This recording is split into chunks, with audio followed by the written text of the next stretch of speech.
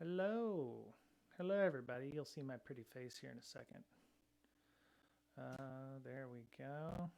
Okay. There I am. All right. Oh, let me turn off the tweet deck. I have a few Twitter accounts, so you'll have to excuse me. There we go. And I've been playing around with overlays and certain things here to kind of make myself pretty and look more professional. As you can see, I've got a thing going on here in the background, so I'm in the corner. Hello.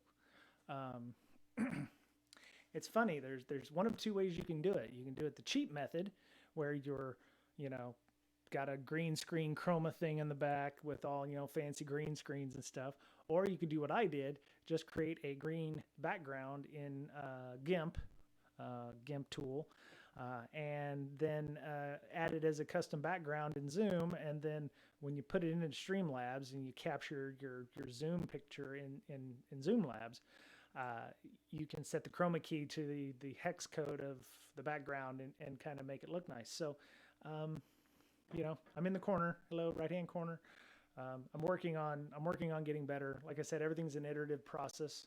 So if anybody is checking things out,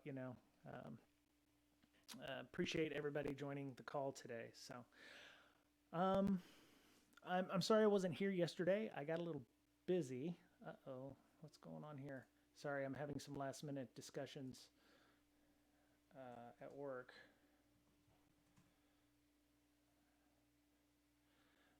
Interesting. Oh, really? Okay, there we go. We're having last minute personnel changes at work on a Friday. Woo! Okay. Um, that sucks. Yeah. Okay. So, yeah, I'd like to thank everybody for watching today. I wasn't on yesterday, as I said. Had some late meetings. Things kind of went janky, and I had to make sure. I'm testing something else too. I was working on a horizontal chat window. So let me see. Test, test, test. Um, okay, so that does not show up on the screen. So I have to figure out why the horizontal chat thing didn't work. I saw it's almost like a crawl, like what we have at the bottom, but um, it's supposed to put the chat window in at the bottom, and show people as they're putting new things in. So I'm working on that. I was using Streamlabs. Apparently, they have a lot of cool little widgets, or you can create something that's just a web page with a browser, and show that. So I'm working on trying to figure out why that doesn't work right. So, like I said, it's work in progress, and I'm just futzing around and doing kind of cool things. Um, got some news, got some breaking news, as a matter of fact. Uh, uh,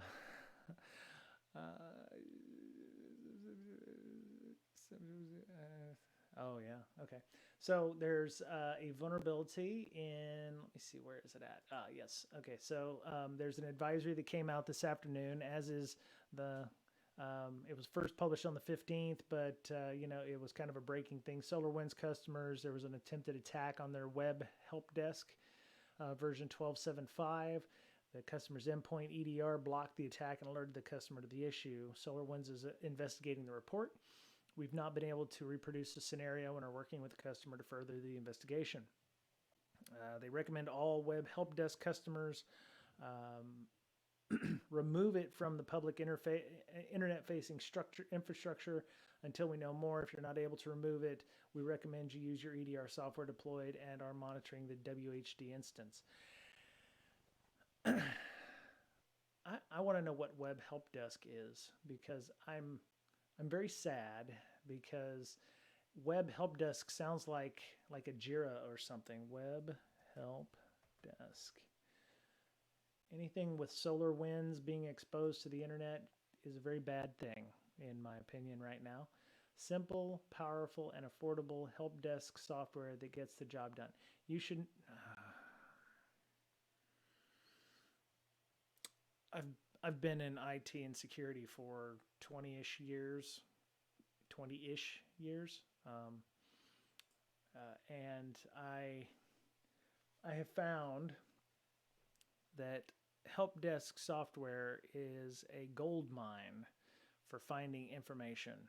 Uh, People will put all kinds of stuff in there, regardless of what's going on. Uh, hey, got locked out last night. User used this password and it didn't work. Oh yeah, by the way, he just typed it in wrong.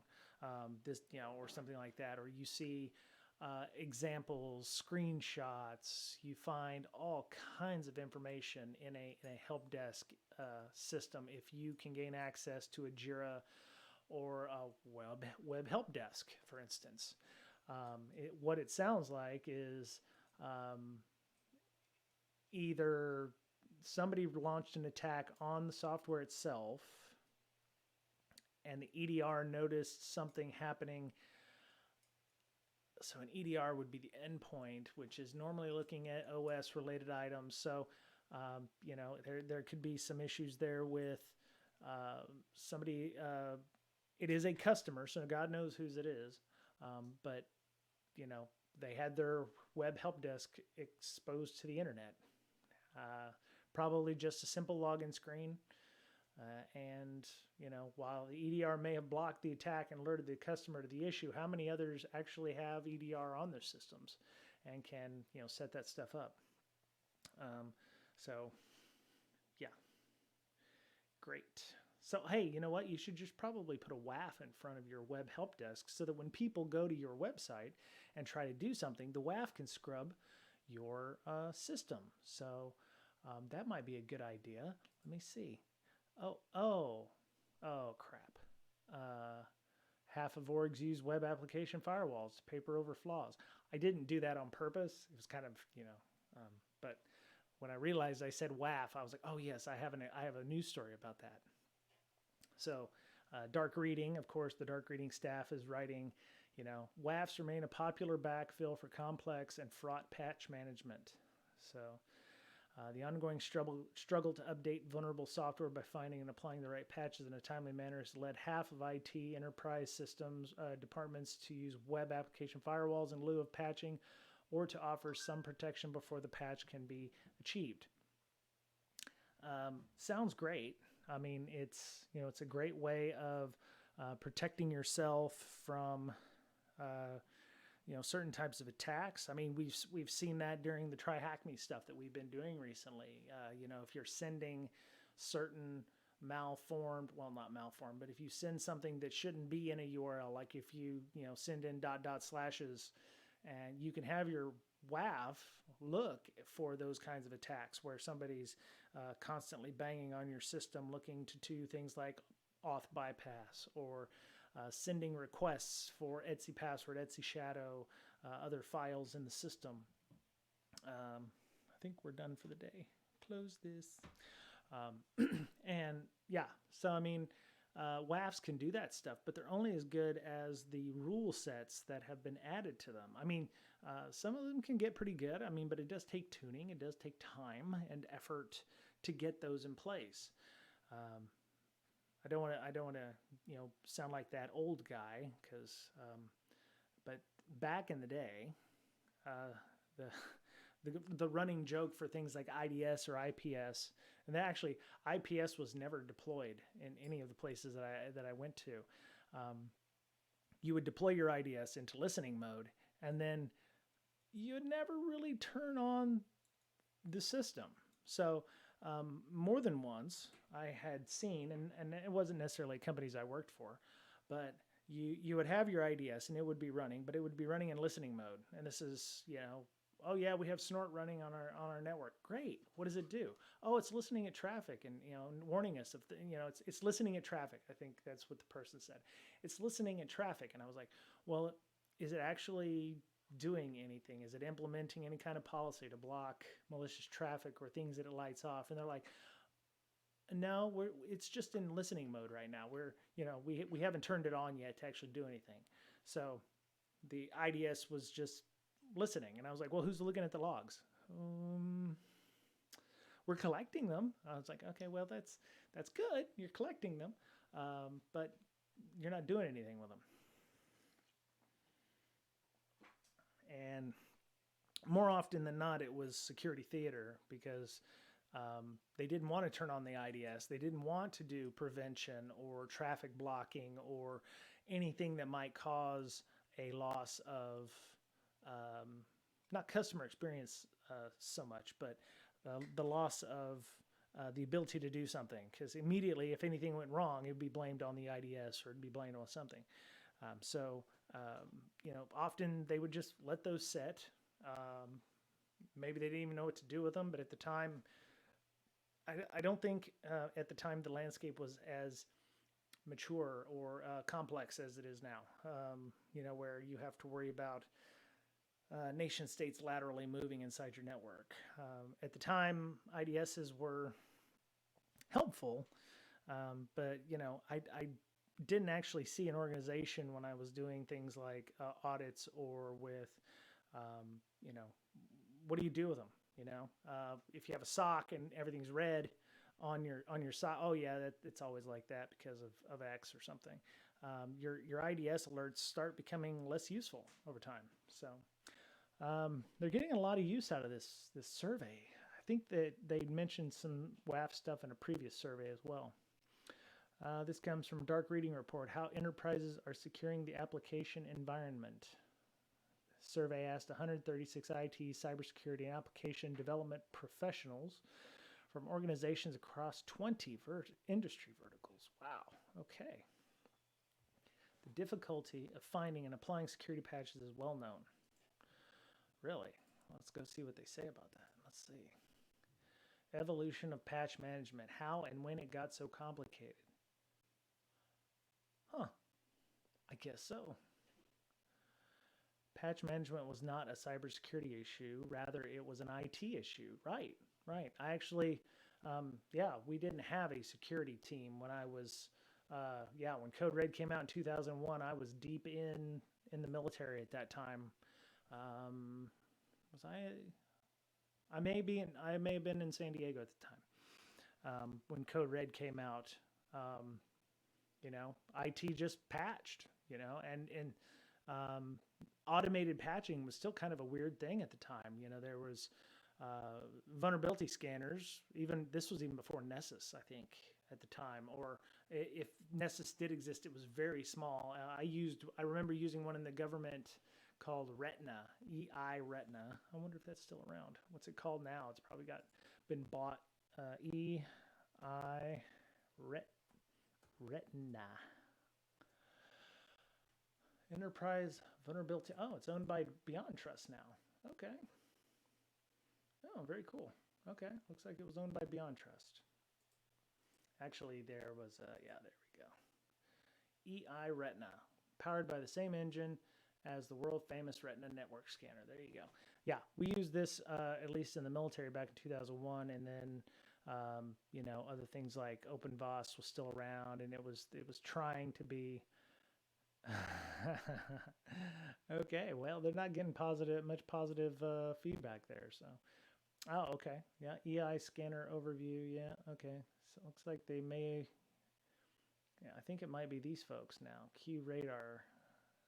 Nope. Okay, so there's other things. Anyway, yeah, there it looks like you can do things like collect SNMP trap information. No, it looks like they might actually still be a company. What's this date on? Oh, 2010. Okay, so they in 2010 they were still a company. Yeah. Oh my God, that's an old website. You can tell because there's no banner ads or anything. Just it's kind of there. I mean, you'd never see a site like this without 15 banner ads or something on there now. So, okay. So how did patch management get so complicated? Let's see. As another large-scale attacks infect entire networks across geographies became more prevalent, industry moved toward developing a system to catalog and track these vulnerabilities. Right, they created the CVE system. MITRE created the CVE system. National Vulnerability Database, NVD. Yep. From 2011 on is when patch management started to evolve into security best practice. Yeah, I didn't have an automated Back in my day, I'm only saying this. I feel like I'm getting old because my birthday may or may not be in the general vicinity of this area. Um, but yeah, back in the day, we did not have an automated patch management system that we could use. We So for Windows 2000 or XP systems that we had sitting around, we actually had to burn a CD of about 5, 6, 7, 10 different folk, and they walked and sneaker netted it around to various systems, plugged the CD-ROMs in, ran the updates, and went. This was before SUS was available, um, or at least before we could afford SUS, or we didn't have it set up, and it was still in its like dinosaur age or something. I mean, it's super nice now, but yeah, we didn't have Windows updates and stuff like that to the same level as everyone else. Um, yeah, it got better. I mean, not every vulnerability has a solution. It's a common misconception. Every vulnerability can be fixed by a patch, but this is not the case. Oh, yeah. Data shows only 10% of known vulnerabilities can be covered by patch management. Wow. That is interesting. That means the other 90% of known vulnerabilities can't be patched, leaving organizations with two choices: either change compensating controls or fix the code. Sometimes you can't fix the code, you don't have access to the code. Um, what do they mean by patching versus fixing the code? Because fixing the code would be a patch, would it not? Seems to me that would be the case. I have a feeling I have not advertised this correctly. Let me go and double check here. Uh-huh. Okay. Um, yeah, I mean, I definitely get the compensating controls. I actually, um, I had a, what was that? I had a auditor. No, I had a legal person, I think, or a risk. I think it was a risk or a legal person tell me compensating control meant something completely different for them. Um, I choose to mitigate or add. There are three types of controls, right? There's preventative, there's detective, and there's reactive controls. Um, the preventatives is to help mitigate potential threats that you've highlighted or threat modeled in the past. As hey, what would happen if that kind of thing. There's the preventative control. The detective controls are like log management, log analysis, catching things as it happens. In this case, so you would if you like your WAF, for instance, if you noticed your WAF is pinging on a bunch of stuff, like your EDR, like we talked about the EDR blocking those things. The EDR is a detective control, so it's noticing things on the network and blocking things accordingly. Your IDS, your IPS, your NDR, network detect and response, so detect and response.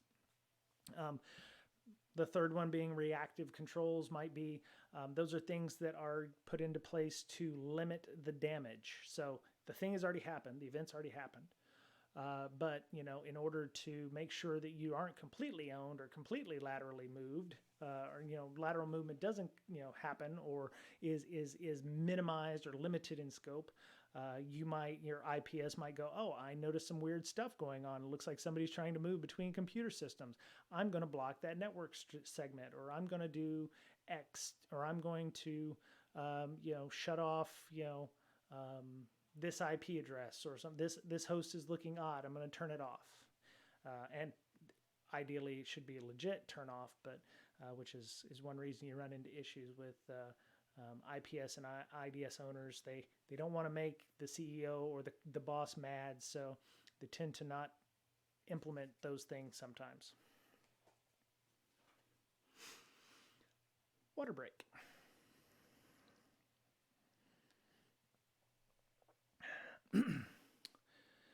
So where was the first issue? They say the second issue is that NVD essentially became weaponized by bad actors. While it was designed to help organizations defend against threat actors, the very same tool within a short time frame can be used to launch offensive attacks. Sure, it's a defensive tool. It can be used offensively. It gives offensive actors knowledge about the same in the same way that it gives defenders knowledge about the tools and stuff that they use in their environment. Um, let's see. Today, they quickly and easily scan for unpatched systems based on vulnerability data in the NBD. Sure, sure. I mean, that's why you see a lot of high level stuff. Ones like embargoed vulnerabilities, like stuff you might see in, I don't know, Zen, or ones that are that folks know are used in major enterprises. Those are embargoed because they want to reach out and talk to these big owners like the Googles and the Microsofts of the world. Hey, libpng's got busted. It's going to break out of containers. It's going to own all your stuff. Well, letting them know ahead of time lets them get a lead on that potentially, so that they can patch these things ahead of time. I have issues with that because I'm like, you should. I feel like you should share everything equally with the same amount of time, because you're not helping everybody. You're just helping the haves versus the have-nots. If the 300-person small to medium business might not have the same alacrity as Microsoft or the Googles or the Amazons of the world, and if that 300 person company is just as vulnerable as the Microsoft, Amazon, and Google's, the bad guys will have found this out and been able to attack the SolarWinds stuff ahead of time. The small and medium businesses may not have the same type of alacrity that the bigger organizations have. So, it is what it is. Oh, hello, Slayer Darth. Thank you for following. And Chad B. Noob, appreciate you both for following there. If you have any questions or comments or anything, let me know. I'm going to be on for a few minutes tonight. I have a dinner date with my lovely wife, and since my birthday is somewhere around this time frame, we're gonna do something a little different tonight. So let me see. Now we have an asymmetric war. Organizations trying to stay on top of patch management to ensure every single vulnerability is fixed, and bad actors looking for the one vulnerability that has not been patched yet. It all boils down to one missing patch. That's all it takes for a security incident. Yeah, I mean, we've been saying that for years, right? Blue team is harder because they have to get everything right. Red team just has to find that one thing, or the bad actor just has to find that one thing that the blue team overlooked. And at the same time, the blue team trying to patch and do all these things, they're hampered by, having to have meetings to talk about change fixes. And, the red teams and bad actors don't have meetings with, product managements or their own management to go, well, we need to patch this because it's very important. We shouldn't patch that. It's going to cause bad customer experience, might cause an outage. Let's not patch. Let's wait a couple months. The bad actors are like, yeah, wait a couple months. I'm all in on that. Help me out with that. So yeah, the blue team's got it rough. Anybody who says the red team is harder, nope. And actually, I've been talking to Better Safety Net, McDouglas. He is all in on coming on to the show. I'm going to be talking with him this weekend about what he can do for us, at least one episode. I'm hoping to have him on for more episodes if I can, because he's been putting out a lot of great tweet threads recently about various things, threat intelligence, defense, and various things. And I agree with his opinion, and I hope that everybody with a more pragmatic attitude feels the same way. And I would love to hear, a dissenting opinion. I don't mind being able to talk through that and helping people get a better idea of how some security stuff works. So.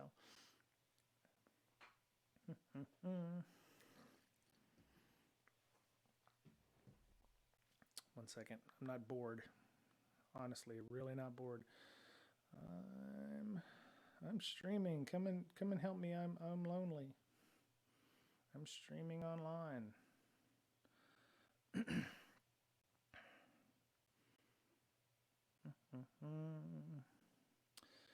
It's twitch.tv /breaksec. So some of you might be asking me, hey, you promised us Miss Berlin. Where is she?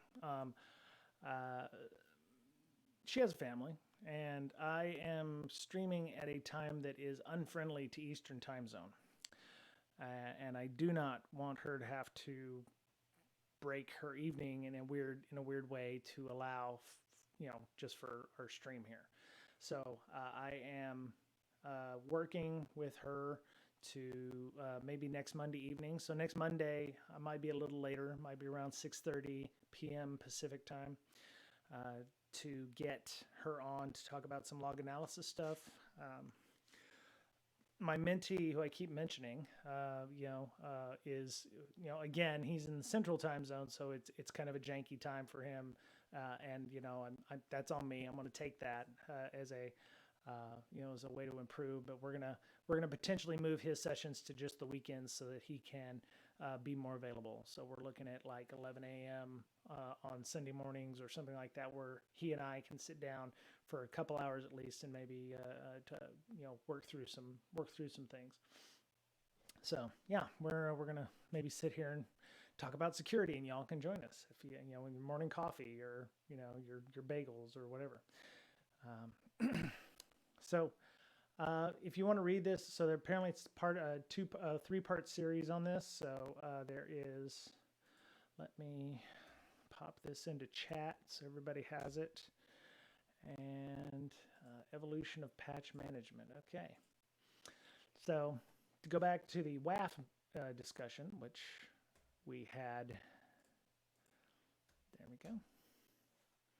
That one's from Dark Reading. They do have some good articles that aren't overly like, oh yeah, it's a firewall. Oh yeah, by the way, this vendor does firewalls or something like that. I mean, they do have some decent articles from time to time. So how enterprises employ the WAF has shifted more than the number of companies that use the tool. Percentage of respondents say they use WAFs as part of a layered defense. Oh, excellent. Rather than kind of a temporary patch, dropped from 30% in 2021 to 24%. Oh, wait. Percentage of respondents who say they use the WAF as part of a layered defense rather than... oh, that's not good. Okay, I had to reread that because that's not good. So 6% less people are using it as part of a layered defense rather than a temporary patch. Oh, that's not good. However, the total percentage of those who use WAF stayed nearly the same, 74% versus 72% in 2021. It seems that despite the technology's shortcomings, WAFs continue to be useful ingredients in well, absolutely. I mean, you need to have something to, I hate using low-hanging fruit, but you have to get something that will stop, the people who are just like, oh, I'm going to go check Shodan, or, I'm going to go scan Shodan and find this thing. I mean, if somebody stops at Shodan, then your WAF may catch that and block that thing. Layered defense is always good. Defense in depth has been around for over a decade. Using it as a temporary patch is also another way of protecting yourself. But you should have layered defense. You should have a WAF. You should have a firewall that blocks ingress and egress. That's what Mr. Douglas will probably mention more than once during our talk with him coming up. You have to know what's coming in and out of your firewall. You have to know what your traffic looks like. If you have your SolarWinds web help desk exposed to the internet, you might have a WAF in front of it. So some depending on the WAF you have, you might have some threat intelligence feeds that are connected to it that will help you detect those things, or add rule sets on the fly, or the thing is, you got to protect those too. You can't just allow anybody to have admin rights to the panel inside. So defense is hard, man. Defense is hard.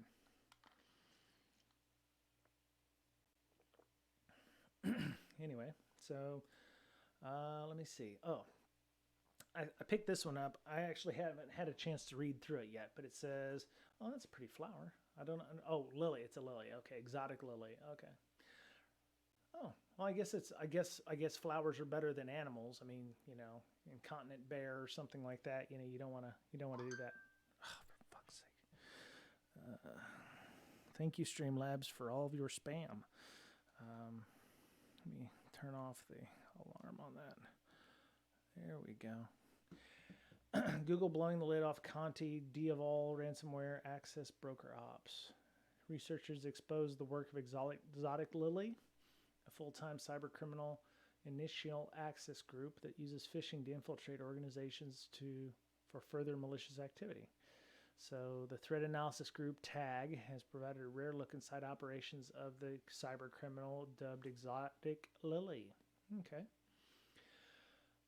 While ransomware actors tend to get most of the attention, they can't do their dirty work without gaining initial access or first gaining access to organizations' network. This is often the job of initial access brokers or the opportunistic locksmiths. Opportunistic locksmiths of the security world. All right. It's a full-time job, said Vlad Stolyarov and Benoit Sevens. Okay. Wrote in the Post. These groups specialize in breaching a target in order to open the doors or windows to the malicious actor with the highest bid. Can you imagine that, being a mal or ransomware crew and having to contract out your work to an IAB so that you can gain access? How would you interview for that contractor position? What does that look like? I mean, we've heard many stories about ransomware crews acting like, regular businesses where they have onboarding and, what do they get, medical and dental, or, what's the system look like there for those folks, I say it's a full-time job. These groups specialize, with the highest bid. Oh, sorry, I read that part. So they exploited the zero-day Microsoft flaw in MS-HTML, which is Ryuk. Control C. Add that to your chat. Okay, so they've been hitting up those folks. They used 2021 40444. Turned out to be a full-time IAB business closely linked with data exfil and deployment of human-operated malware such as Conti and Diavol. Okay. At the peak of the group's activity, Exotic Lily, which researchers believed known as Fin12 Wizard Spider. Okay, so it has a Wizard Spider, I believe, is the CrowdStrike name.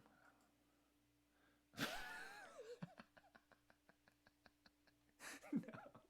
Oh no. Oh God.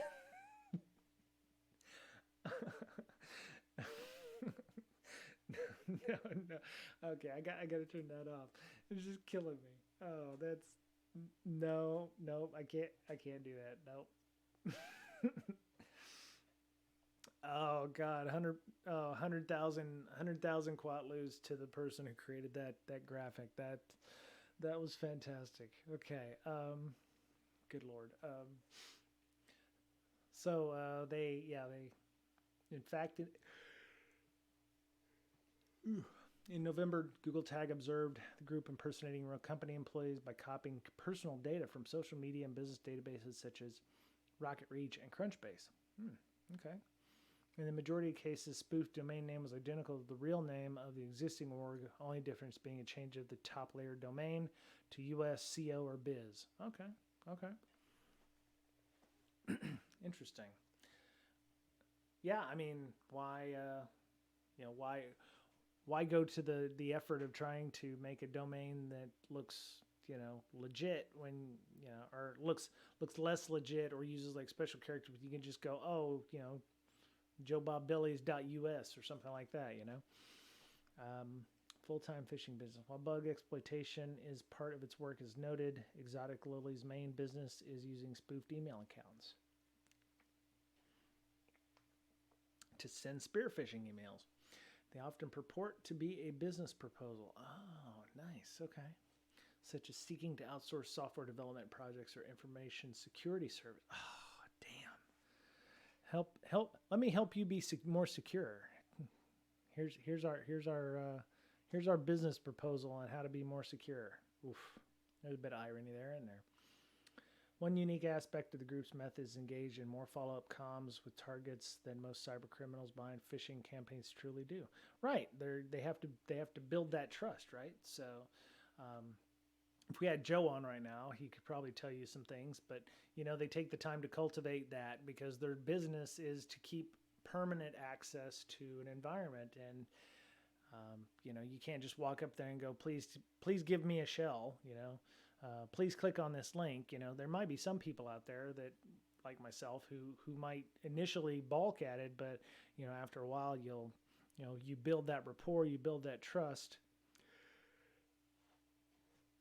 and then they get you. Let me see. So, in its final attack stage, Exotic Lily uploads an ultimate payload to a file sharing service such as Transfer Now, Transfer XL, WeTransfer, or OneDrive. So, I don't know how many times we've seen transfer in here. I did not know that was a service until now. OneDrive, that makes sense. Then uses a built-in email notification feature to share the file with the target. Yeah, I mean, using OneDrive makes a lot of sense. So, yeah. I would hope that these would get caught fairly quickly by Microsoft. Maybe that's something that they can do on the sly. So, and give people the ability to turn those off or report those as being malicious or what have you. This month, Google observed a group delivering ISO files. Wow, those are big. With custom loaders that drops the malware dubbed Bumblebee, which uses WMI, Windows Management Instrumentation, to collect various system details. These details are often exfiltrated in JSON format. Okay. More Cobalt Strike. Yeah, there we go. Bumblebee also executes command and control from the C2 command and control. So they use the C2 to execute commands and code, and then the activity was seen fetching Cobalt Strike payloads from to be executed on targeted systems. Yeah, that's not fun. Yeah. That's interesting. I'd love to get a hold of the Google Tag folks. I don't think they could.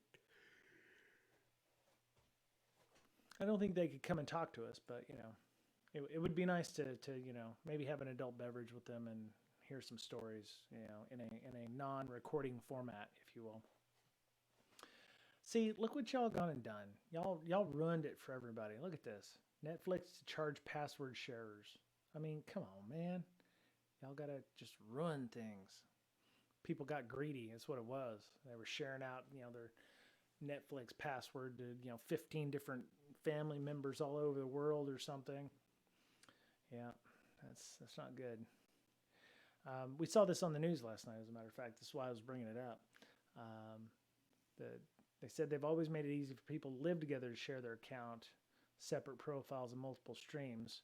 But they've also had issues where, you've got 3 different people logging in from 4 different places in the country, and it's like, there's a problem there. So I wonder how much they have lost.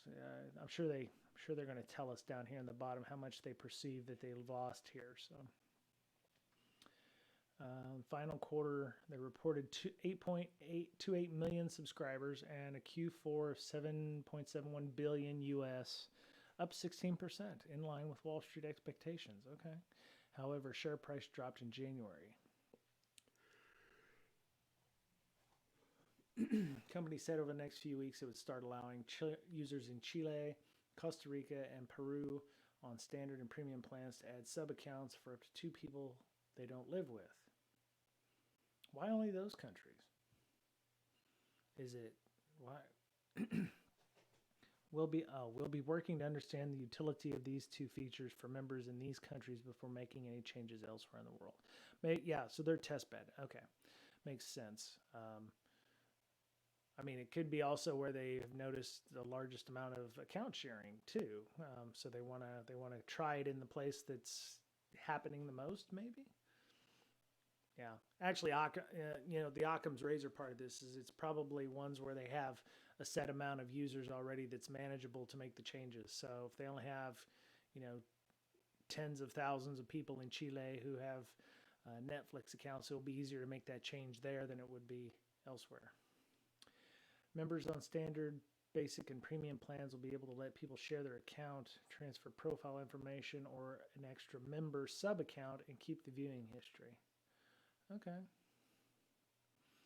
So they're going to raise the price of people who are sharing with multiple people from looks like $1.50 US to or $2 depending on which account you're on. Okay. And well, wait a minute. Okay, so I don't understand why they're implementing this if they've actually shown that there's been a drop in users sharing a login. It seems to me if it's going down, then, or maybe it's going down because their subscribership is essentially flat. Maybe people have watched everything during the pandemic that's on Netflix, and they're like, I don't need Netflix anymore. Or, but it's like 13% of users shared a login in 2019. So, interesting. Because that's not even rampant. I mean, that's like 10%. I could see it if they could show how they're losing money hand over fist on people sharing accounts. Let me see. Like to welcome our listeners, Neo X Quick, YTT Retro. Hey YTT Retro, what's going on? Hawks Fam, Graph Mao, and Dahani. I apologize if that DHAWNNY. So there you go. Hello all. Apparently I'm so uninteresting now. Even the chat bots don't want to connect on me. So that it is what it is. Actually, it's probably better because I have been using a chat bot mass ban kind of thing that basically blocked 250 known chat bots. So. I have been scouring the internet looking for other lists of chatbots that I can add to the ban list. So just in case, because I have heard that there are, so here's an interesting attack. So you get people who will do a raid on a channel. And if you have something like Streamlabs or Stream Elements, where if a raid happens, then, it blows up your overlay with a bunch of junk. That's a thing that people do. I did not know that was a thing, but yeah, so makes me not want to implement a lot of these things, especially if like the raid, blows up and covers the whole screen with a bunch of trash or whatever. So makes me not want to put that stuff on, but I don't know. I guess it'll be the will of the people if everybody wants that kind of integration or what have you. So anyway, let me see. Close this one off here. So, cool. If you want to share your passwords with all of your, family members, and I'd imagine what they're doing is they're doing very much like account logins. Hey, you logged in here. Like when you do Google Mail and you log in, it's like, hey, was that you? It's in this general location. Did you do this? Yes or no? They're able to actually detect where the logins are occurring. And, if half a dozen of them are in San Diego and then all of a sudden there's one over in New Jersey, it's like, are they, they're sharing the account or the password got hacked or something like that. So, I wonder how that would work. How does Netflix know the difference between a hacked password and a shared password? That's an interesting question. I don't share my password currently with family members outside the house, so I couldn't tell you if somebody said, hey, you logged in on another account, is this you or not? I mean, they may tell you that or may ask you that. I don't know. Let's see. Oh, yeah, that's the SolarWinds thing. Oh, this one got me. With this thing. Okay. So, look, before we get started, I agree that there are ways to protest against what's going on in Ukraine and what Russia is doing, and it is very bad. there are lines that you should not necessarily breach. And this is going to be unpopular because I'm sure people are like, oh, I can do what I want because it's my code. At some point, it's not going to be your code. It never should be your code. You are literally a custodian of that code once you get powerful enough, or not powerful enough, popular enough. Popular. Anyway, so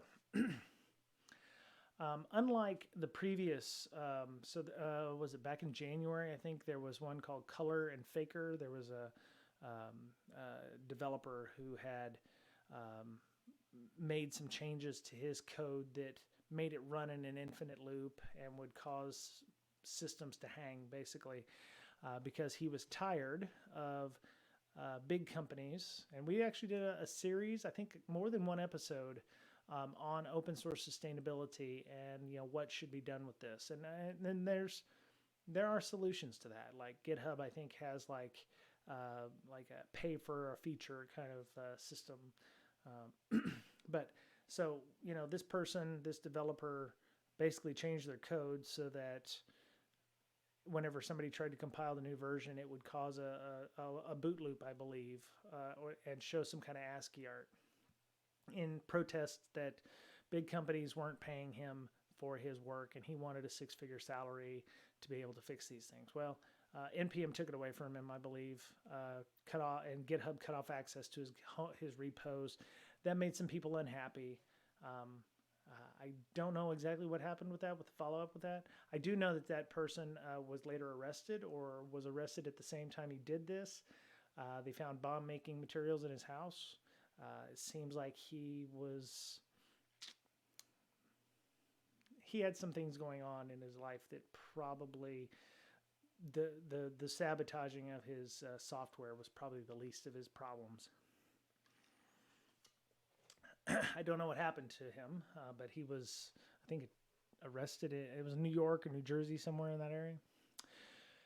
Anywho, so we have a developer behind another hugely popular NPM package called Node IPC, has released a sabotaged version of his library to condemn Russia's invasion of Ukraine. So a supply chain tinkering that he preferred to call it protestware as opposed to malware. So Brandon Mozaki Miller, re-evangelist, wrote the source code and published the package called Peace Not War, and a one-day test on both NPM and GitHub. Peace Not War module adds a message of peace to users' desktops. It does it only once, just to be polite, he says. This code serves as a non-destructive example of why controlling your node modules is important. It also serves as a nonviolent protest against Russia's aggression that threatens the world right now. This module will add a message of peace and will only do it if it does not already exist. If it does not already exist, just to be polite. Up until Tuesday, the module had virtually no downloads at all. So apparently he got unhappy. He added the module as a dependency to Node IPC. So he created Peace Not War, thinking everybody would be involved and hook up and make it happen. Nobody was downloading it. He must have gotten unhappy, because then he added it as a dependency to the popular dependency that other JavaScript developers use.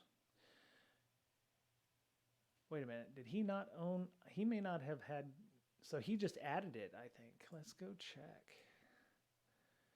Is it his? As of now, yeah, so it's still broken according to NPM. Nope, he owns Node IPC. Okay, so he added the Peace Not War module as a dependency and then added it to Node IPC. He had this as a separate module, but nobody would download it. Okay, that makes sense. Who would want to add that? It doesn't add anything to the code bases. Tal explained, including the popular Vue.js front-end JavaScript framework. Wow, okay. Sync illustrated the nested dependency trees, which illustrates how Node IPC trickles into the Vue.js CLI NPM package and promotes the need to vet nested dependencies as holistic risk. Okay, so Thal said it can only be described as supply chain attack impacting the NPM ecosystem, the results of the nested dependencies, and peace not war sabotaged as an act of protest by the maintainer. Okay, well, this attack with protest-driven motivations highlights a larger issue of the software supply chain. Transitive dependencies in your code can have a huge impact on your security. That's right, absolutely correct. So, well, what did it do? I mean, if all I did was put a, let's see, this affects node package IPC 10.1 to 10.1.3. It contains malicious code that targets users with an IP located in Russia or Belarus. Oh. Overwrites their... Oh, okay. All right. So they buried the lead on this story right here. Okay, so did they mention anything at all about security incident involves destructive acts of corrupting files on the disk by one maintainer in their attempts to hide and restate that deliberate sabotage in different forms. Okay, so yeah, all right, that makes sense. I want to say that I saw somebody mention that this module, because there's other things going on, that downloaded and actually caused, let's see, peace, not war, damage. I want to say it actually deleted things like NGOs, NPM.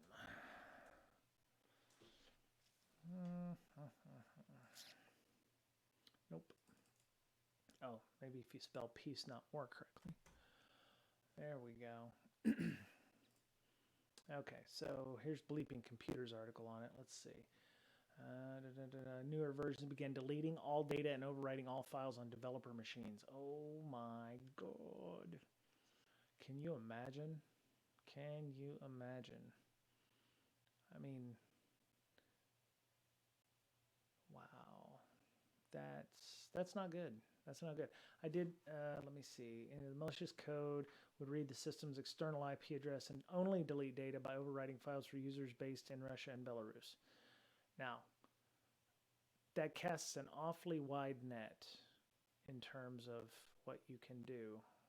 And I seem to remember on Twitter that somebody had said that there was like an NGO or something with a similar IP address range that a lot of their data had been lost.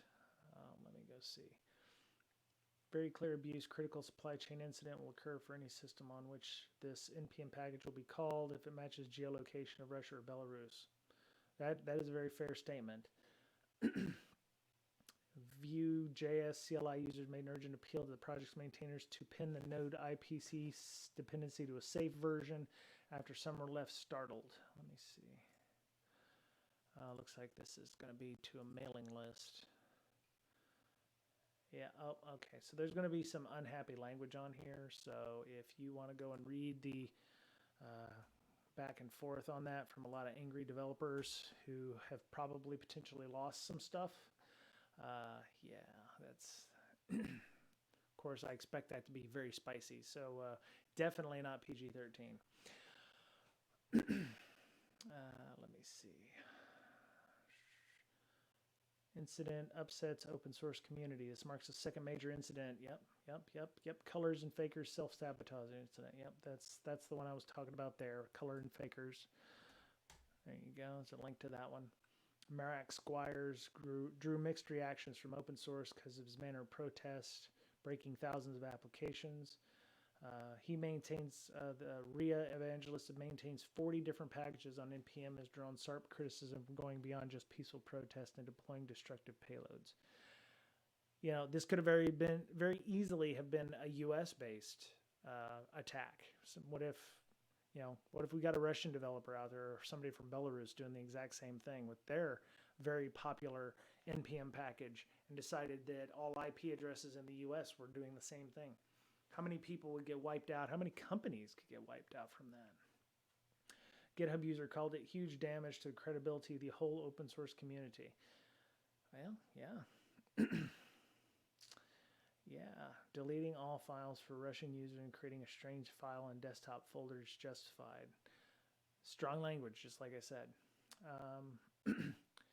IP. Some called out the developer for trying to cover his tracks by persistently editing and deleting previous comments on the thread. Okay. Okay. So he's trying to manage the issue. Looks like he still hasn't pulled it though. It's still available online. So don't install this version. This would be an example of where you would want to go back and remove older versions of code before you check that. So yeah, you're going to want to go and check that before you commit anything to your systems if you're using Node IPC. So pinning your dependencies to a trusted version is one of the ways to protect your application against such supply chain attacks. Problem is, it is the trusted version, right? I mean, how many developers are actually pinning it directly from this guy's website? Because it's the trusted version, you know? That's a problem, yeah. Makes me, I don't want to say keeps me up at night, but yeah, there's definitely a problem here with how people, it's the trust thing. It's like, what makes you trust this person? What made you trust him in the first place? It's the same thing I have with people who do cryptocurrency. What makes you trust the people who created Bitcoin or whatever? Is it groupthink kind of thing? Yeah, this person created a bit of code that you use on a regular basis. Does that make that person trustworthy? Yeah, I mean, it's too bad because open source is kind of eating itself on this one. It's at least with big companies that release code, you have some guarantee that that company is not going to release something like this that is going to cause them to lose market share or bad press. He doesn't give a shit. I'm just a developer. I've got y'all by the short and curlies because I have 40 different packages that are very popular on NPM. I mean, all of these things on here. Some of these are fairly old. He's got a couple of 6-7-year-old ones here. Node IPC 4 days ago. Boom. Yeah. So there's no he's not going to suffer for this. He may suffer reputational damage, but he still owns these 40 packages. So what's going to happen to him? He's not going to go to jail unless they find bomb making materials in his apartment too. He's going to continue going on. People are still going to use his stuff. He suffers no damage from this other than, maybe a slight bump in his drop in his downloads, but people are still using this stuff. So I don't know. I always have trouble with that stuff. So let's see, Node IPC NM sabotage. Yeah. So it's going to be interesting to see what happens with this. I think that there's going to have to be some governance. There are devs out there who don't want to do things like signing their code. When has been a movement. It's like, oh, I don't want to have to sign my code. It's a pain in the ass. There's no good signing techniques. But you're going to have to do that, or you're going to have to do something that is giving people trust. And obviously, if the developer is the one causing the issues, there's going to have to be a larger body who's going to have to step in and go, okay, look, you've got you yourself have a responsibility to the greater open source community in a social contract or a code of conduct. If you put something in NPM, you're going to abide by these rules. Failure to do so is we're gonna pin your last good and then we're gonna boot you out and we'll just maintain it ourselves. Or I don't know what happens there. somebody going to fork it and start over, or hey, look at me, I'm taking over Node IPC, and I'll do this. I honestly don't know what the future is going to look like for something like this. Because this could literally have been somebody non-US doing the exact same thing to a bunch of US based people, and what kind of damage are we looking at then? They didn't. The only thing that stopped this guy was it didn't have to be Russia and Belarus. He could have put it. He could have just put it out there. Anybody who uses Node IPC is going to get blown up, figuratively, not literally. Wiping whole computers or wiping whole files, and if that package runs with any kind of elevated permissions, what can you do further with that? What could you format whole drives? Could you bring down code repos, or whatever the git command is for deleting a tree or something like that? How many millions of dollars could you do to disrupt operations for somebody if you don't have backups? And I know some of you are probably watching this going, oh my God, he doesn't know anything about software development. He could, I'm sure there's ways of recovering that stuff. But there's some companies that probably don't have those controls in place, so their complete livelihood would go down the tubes. So I'm looking forward to follow-up discussions on that. So it's going to be a little short tonight. I think we're going to do a longer session tomorrow on Saturday. Friday afternoon around this time is a little odd for everybody, I'd imagine. So I'm looking forward to discussing with, having more security discussions. Last night had a meeting, because I didn't stream, had a meeting with our gaming group to do kind of a session -1 to make sure that we get Tony, one of our players, involved and get his character started to being built. Ideally, at some point, we're going to have a little fun on here. We're not always going to be talking about security. And we'll have a session of, some sci-fi RPG stuff as well. So if you are interested in security and RPGs, we're the channel for you. If you're a fan of RPGs and not security, we're still the channel for you. If you just like doing security and popping the shells and doing the things, and you don't care much about rolling any bones, we have some of that too. We're trying to be something for everybody here, if we can. And some of it's just going to be, I want to play RPGs. I want to do some stuff, Fate, D20, something D20 related, whatever. I think others might enjoy, hanging out and just watching and being entertained. So hope everyone has a good day, and if you found value in this, feel free to submit, do a subscription, join our Discord. I will put a quick link to that on our Twitter. You can follow us on Twitter there, BreakSec, Bryan Break, Miss Berlin's at InfoSister, and Twitch bits are always welcome. Subscriptions are always welcome as well. And I'd like to thank, Slayer Darth and Chad B. Noob for joining and following us. And hope y'all found value in what we talked about today. But I look forward to hearing about what you think about the news and the items that we talked about today. So hope everyone has a great rest of their day, and we'll see you soon.